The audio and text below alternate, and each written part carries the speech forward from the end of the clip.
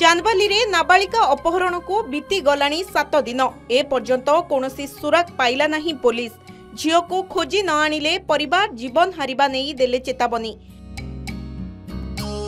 भद्रक जिला चांदबाली थाना अंतर्गत उतुकुड़ा पंचायत नलितागड़िया गाँव दयानिधि बलंक 15 वर्षर नाबालिका झियो गत 30 तारिख निखोज हो जाइछंती। तेबे ए नहीं चांदबाली थाना रे गत 31 तारिख दिन लिखित अभियोग करथिले नाबालिकार दादा। अभियोग को 7 दिन बीती जाइथिले सुधा पुलिस नाबालिका झियो को ठाब करिबारे संपूर्ण विफल होइतिबा परिवार लोके अभियोग करिसंती।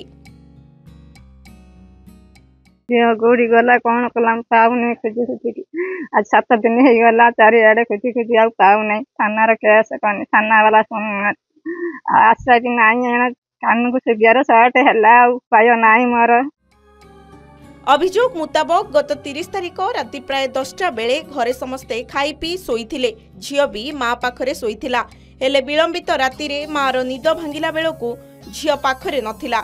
झियो को चारिआडे बहु खोजाखोजी कला परे न मिलबारु परिवार वर्ग पुलिस रो द्वारस्थ होइथिले हेले चांदबाली पुलिस ए पर्यंत नाबालिका झियो को उद्धार करि पारिनी।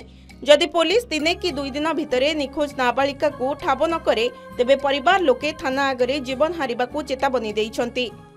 निखोज 30 तारिख राति रे आया 30 तारिख राति रे आमे सकाळे तांको खोजाखोजी कलु खोजाखोजी करके से राति भी पाइलु नै न पाइलाडू सकाळे जाके एफआईआर कलु एफआईआर कला करि साइला परे भी सेमाने फांडीर भी एफआईआर सेमाने नेले नहीं सारा कहते जे हाँ देखी मु रिपोर्ट आसू 12 घंटा लगे 24 घंटा लगे एमती कहीकि भी आम एपर्यंत किसी खबर भी टिके पाऊनी। सोईथिला तार देखला बेलू नाही से तापर आमे आसी खुजाखुजी माँ आसी डाकिले आमे जाई खुजाखुजी कनु जाई भद्रक पर्यंत जाई खुजाखुजी कनु कहले काले जदि स्टेशन पर्यंत को के नहीं जाइथिबो ई को जाई खुजाखुजी कनु आम मिललानी तेणु तापर सकाळे आसी आमे थाना जाई एफआईआर देनु थाना वाला समस्त कहते हाँ आम खोजबू हाँ आम कहले आम 12 घंटा भर खोजिकी तुमको झील आणिकी देवु खोजिमु हाँ आज खोजिमु 7 दिन हो गला झील किसी खोज खबर ना।